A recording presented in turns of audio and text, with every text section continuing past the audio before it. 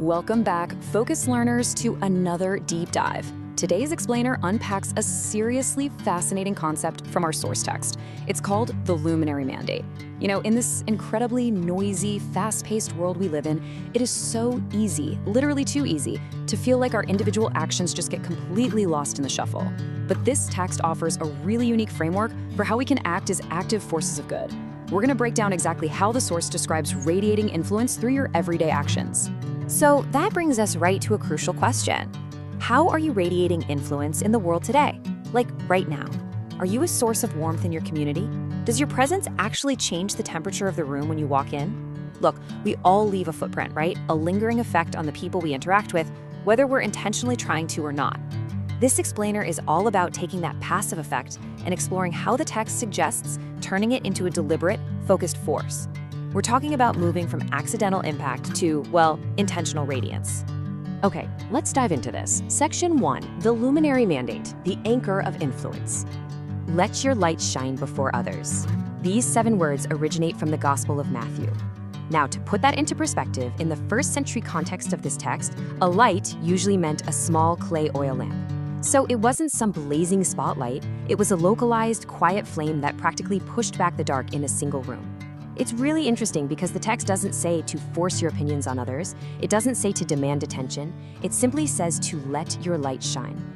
It describes it as a quiet, undeniable emanation of who you are at your absolute core. The source text actually defines this luminary mandate as radiating influence through action. And it relies entirely on that basic metaphor of light. Think about what light actually does for a second. It doesn't struggle, it doesn't strain, it simply exists. And by its very nature, it pushes back the dark. It illuminates what's hidden, and it provides warmth. This mandate is framed as a direct call to project that exact kind of positive presence outward into your community. Basically, it means your internal character becomes an external reality. Your values aren't just things you sit around and think about, they're the tangible actions you take that others can visibly see and feel. Moving right along to section 2, gifts and good works, the mechanism of light. And this brilliantly illustrates how we actually shine this light. We're shifting gears here from the abstract concept to the very practical, tangible mechanisms outlined in the text. The source points out 2 totally necessary components. On one side, we have using your gifts. These are your innate talents, your unique skills, the things that you are just naturally wired to do well. On the other side, we have good works. This is the application part. This is the conscious effort to do things that genuinely benefit others. Because think about it, a gift without a good work, that's just unspent potential. And a good work without your unique gift might just lack the full capability you could bring to the table. The text really encourages people to use both as kind of the 2 hands steering the wheel of your influence. According to the text, when you lock those 2 things together, your innate, unique gifts, fused perfectly with intentional, outward-facing good works, you achieve the source's exact formula for positive influence. And look, it's not about grand, sweeping, impossible gestures. It's actually about the localized, really potent combination of what you are good at and what is good for others. This is exactly how the text takes this massive, abstract idea of positive global influence and brings it right down to earth, making it a daily, measurable reality. Which brings us to section 3, inspiring those around you, the radiance and impact. We are tracking a really fascinating micro to macro arc here. We started with the internal, your personal light, your individual gifts. Then we moved to the immediate external, your good works. And now we're looking at the macro, the lasting impact those actions have on the people who actually witness them. The source maps out a super clear progression. Step 1, you make the decision to shine your light, basically refusing to hide your authenticity and capability. Step 2, you apply your gifts to good works, creating a direct wave that positively influences the world.